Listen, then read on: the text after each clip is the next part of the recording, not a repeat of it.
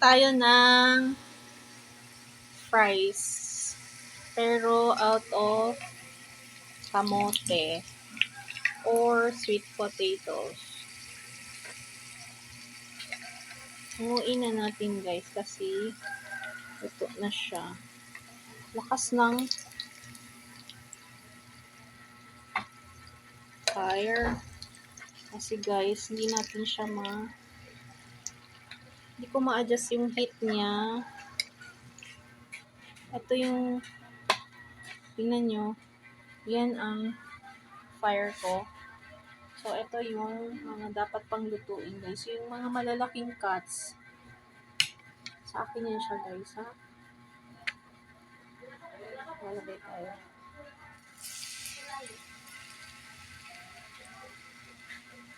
So, some are parang rebosol siya.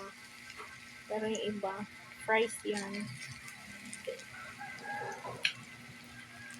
Request kasi yan siya guys, ang fries.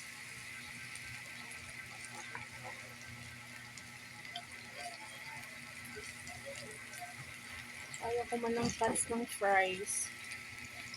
I made my own na mga cuts. Okay, ganito yung cuts ko. Parang rebosol siya na sweet potatoes.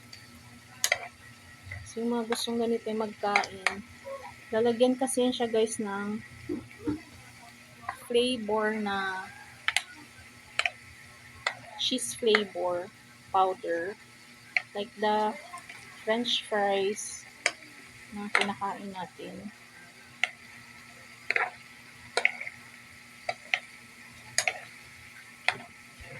So ako, ayaw ko kasi magkain ng ganyan.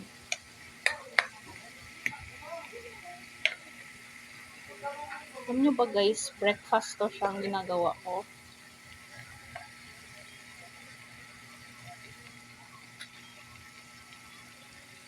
Ito lang yung disadvantage nito pag nakapulbas na yung fire dito tapos ganito yung luto natin.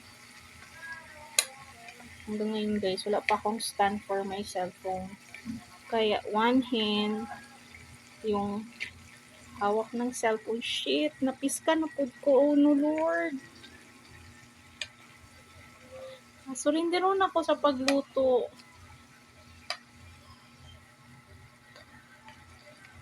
Please, parang hindi talaga ko hiyang sa luto-luto. Kasi many times na ako guys napasok dito. Hanguin ko na to. I need already assistance here. Robbie! So guys, hindi ako marte sa pagluto. Pero ito yung napansin ko guys, ever since ako nag-start magluto. Dito lang. Nung sa amin naman, hindi naman ako nasusunog sa pagluto. Because we're trained to cook. Here, ito yung napansin ko guys. Napapasok talaga ako sa pagluto. Wala na ko na siya gituyo guys, ha? So, heto guys, nakapagluto na tayo ng ilang pieces. So, ito yung mga lalaki, akin yun siya guys. So, I don't like to eat like this. Ganitong mga strips. So, this is the fries, no, out of sweet potatoes.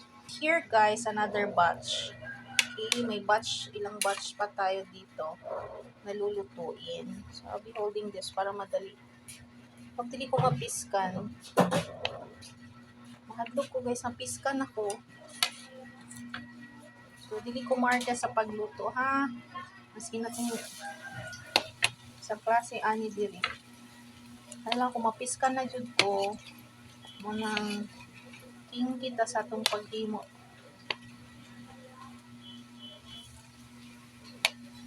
Sakit kayo guys. Tanin nyo na, oh, this is my scar. Where is that? Have you seen this one? Ito, ang tagal yun siya, oh. Mga 2 weeks hindi ako nakapaglaba because of this. Very what? Painful. Ba ang liit? Ang kumingking na ako ang napaso. Kumingking na siya sa Bisaya, guys.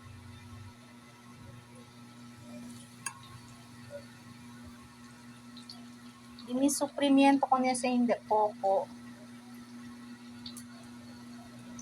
I cannot hold but I try to move so that dili siya kay joints na siya guys, joints.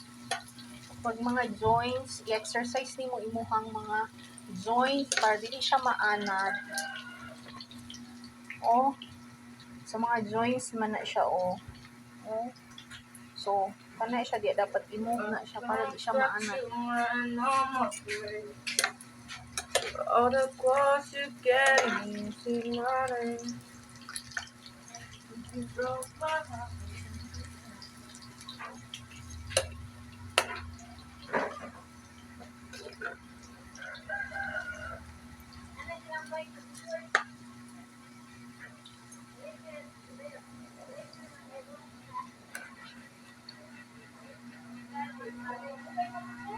Yung another batch. So, ito pwede pa yan siya dito. Ilalagay ko na lang. Hahangin na natin ito kasi luto na. Aroy!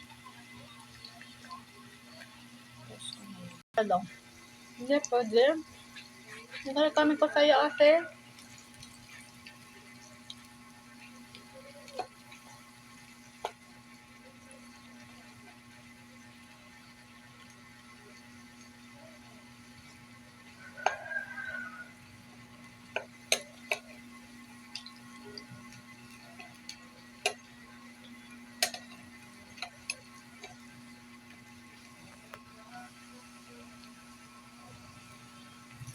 So, ito guys, itong ganitong mga cuts, akin to siya. Kakainin kong ganito. So guys, mag-start na kayo magtanim dyan. Kung may mga spaces kayo, may mga Chaneses kokalan para mga chabacano, Principe ustedes kay pwede ase fries con el sweet potatoes. So alam niyo naman yung ano nito, 'di ba? Hindi siya mahirap alagaan at magkaroon ng ganito. Alam niyo guys, 45 pesos per kilo ngayon. I don't know kung bumaba. So yun, as it is pa rin yung price niya, 45 pesos per kilo sa market. Akong ginahimo guys, konsumo ni siya. Pamahaw.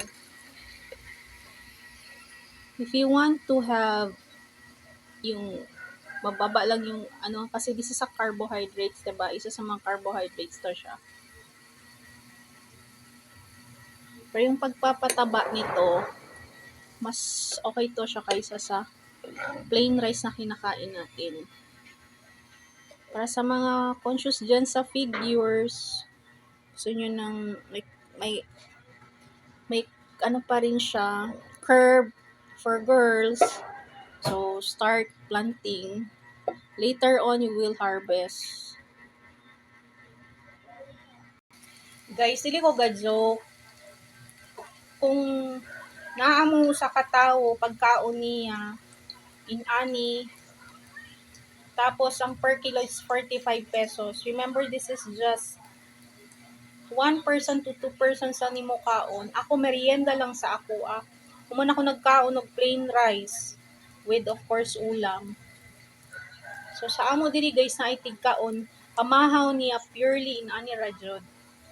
Ang gastos diri guys sulod sa balay is we need to buy rice for those who wants to eat rice, plain rice, and for those who wants to eat isa lang ni siya guys na pwede na to himuon. Nakakita ko guys, later on I will buy hilaw nga saging. Himuon po siya fries. Kani sweet potatoes pa lang So depende na sa inyo guys, no kay kami konsumo man siya, at least makababa mi sa among cost sa gastos. Kung gusto niyo siya inegosyo, depende sa inyo. Panindutan lang ninyo inyong presentation. Presentation nyo, or if you want to magkaroon ng packaging niya, ayusin nyo lang kung paano to attract customers who wants to buy your product. So Para social ni siya guys, na pwede paliton parchment papers. Ako guys, daghan mi kasi mga extra mga papers na di na ginagamit. Sayang siya ilabay. So sabi ko, gano'n na lang muna. Oh. Kasi yung mga bata namin dito para matuto, not for our consumption, but later on na sila alternatives, most especially if you will be staying sa mga bukid. And then, whether we like it or not, naman tayo mga pamilya nga nagpuy-bukid, no? Masimpag na may kwarta, kung may tindahan dito, di mo kapalit. Maban paper, kay tingtabo ra mo muna o dito ra mo makapalit. Kung available, unless mo ato mo sa city. So, mo na siya disadvantage guys. Kasi kung sa patag na kwarta, kung nata sa bukid magpuyo, ugway tindahan dito, mamaligyag inana, di lagya po na ito mapalit. Unless mo travel na mo, so isahang bili yun siya guys. So pag nasa ano tayo, ako guys, ano ko dito sa amin, itong akin, pag akit kami ng bukid, marunong kakain ng binukid. Di man ta maka request, basta lag request. Pwede man, pero siguro it will take how many days? Bababa ka pa magbili. So, consider punta sa Tagbalay. Unless na natay balong daan doon. Mo, sa lugar sa akong papa, dili mi mutungas og bukid ug di mi mulugsong. Dito mi mo ato sa Dungguan. Dungguan ang tawag. Ug naa sa Dungguan, di na mi mo ato city.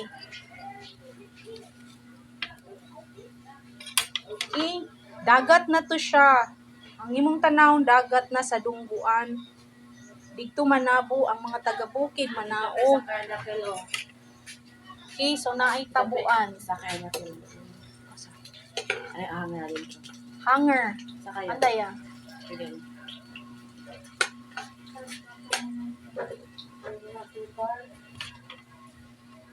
Ug diri ta mao na siya guys. We are very much blessed here when we are staying in the city proper. Or even then, no, how many kilometers man ta sa city proper, but we can still find here mga stores, big stores. Equivalent siya sa mga bazaars na ang uban. So, wala kayo makitang bazaar dito sa amo. I don't know right now kung naanay mitindog ditong maskin upat kapalapag or 5 man lang kapalapag na building. Here kasi meron ng 4 to 5, diba? Ilang ano talaga palapag na building. This mo, anak na yun ta, o mo tanga na yun ta. Sa amo guys, wala pa. Mo imagine sa lugar. So mulugsong, pag mulugsong, munaog na siya, bukid, naog ka, tungas, pasaka, it's mountain. So you need to go up, that's tungas. You know guys, I cannot invite you because if my relatives will accommodate me, I know for sure, siguro na ay 3 to 4 kwartos. They can accommodate us unless dili mo maarte sa mga unlan, sa mga habol nga atong gamiton. Naaman to sila resort bang tawag?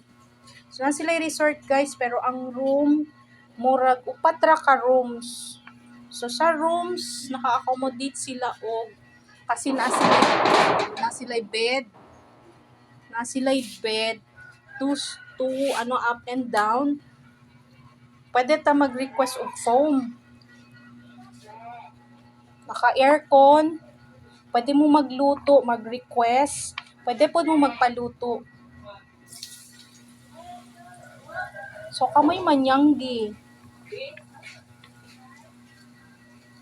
Kung available na ang kahoy dito, ang kahoy, pero kung dili, paliton pa ninyong kahoy sa merkado. Merkado or Tianggihan. So, dito guys, na ay bukid, dagat. So, kung mo, buhi pa bang Eversweet? Anong Eversweet guys, barko na sa Everlines. Maunang barko nga mo adto padulong dito sa amo ang dapita. Kung gusto mo musakay og barko, ug naapay gabiyahe padulong sa amo So manaog mo Malanggas, mo panaog na siya mga kargo dito sa Malanggas, mahurot ang pagpanaog, proceed na dito padulong sa amo ang dapita. So ana ang among lugar, dead end siya kay tubig na ato ang humang. Kung gusto mo salom, tubig na. Way kapaing na ng tao kay tubig naman. Inana ra gyud kagamay sa lugar. Sa mga natawo digtong dapita, inana ra.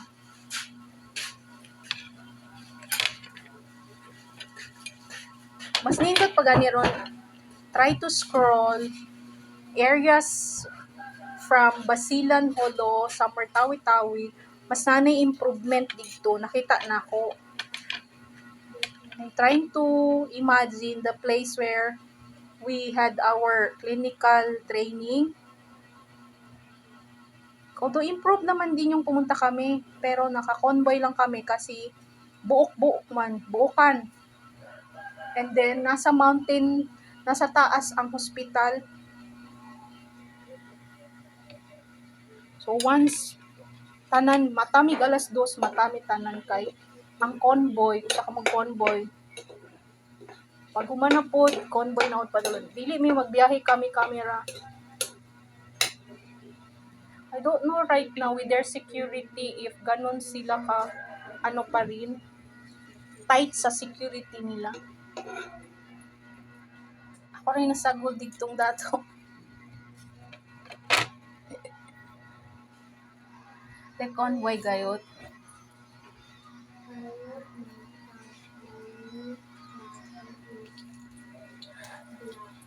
Na, you know guys, not to brag, during my clinical training, gusto ko mangutana sa mga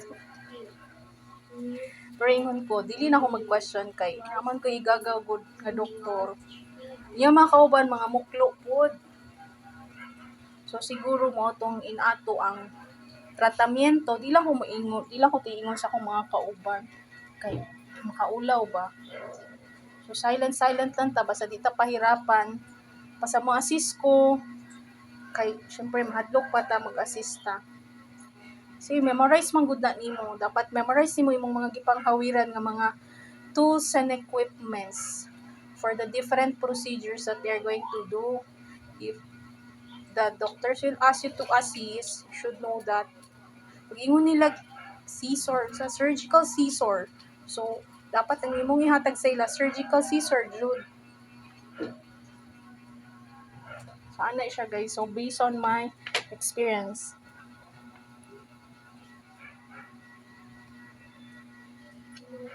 Ako, tabi na lang ko diri ha. O ako itabi nga uban. Kay mapasok na pud ko diri ron wa na. Kasurin diri ron ako sa akong pagluto. This is the irony of my cooking. You know, dili man siya jud learn totally.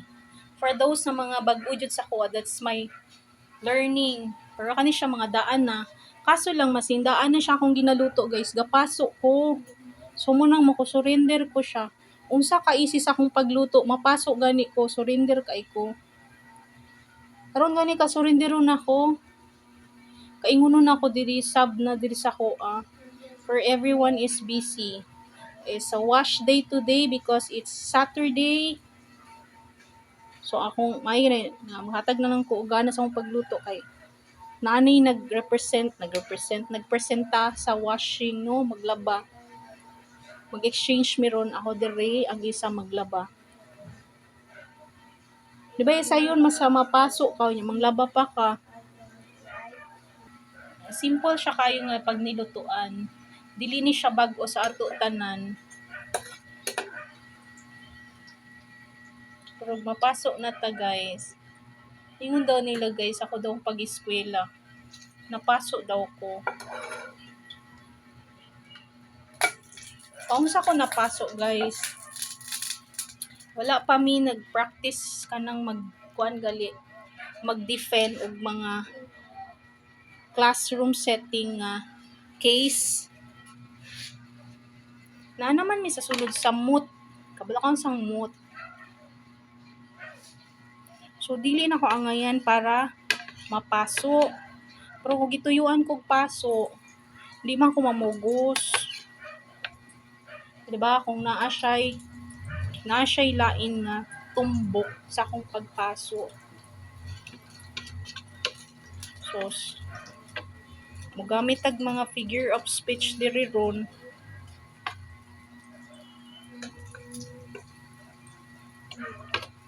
Para sa mga naka-eskwela. Ako guys, namasin ra ko. I responded the invitation way back 2000. That's year 2000. No, it's 2001. 2001. Kasi pag 2002, so when we had a talk about that, sabi ko, I cannot proceed.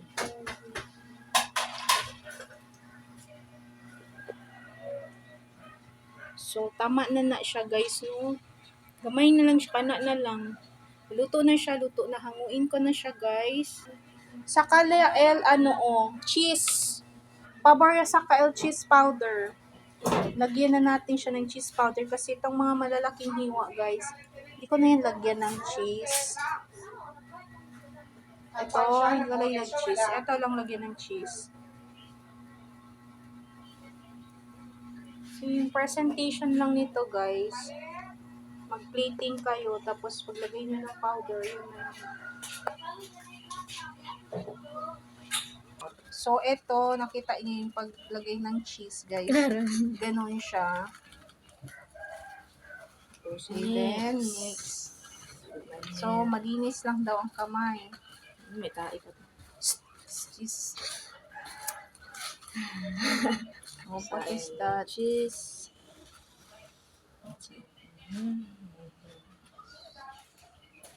Isayang ka din, no? Agaw din.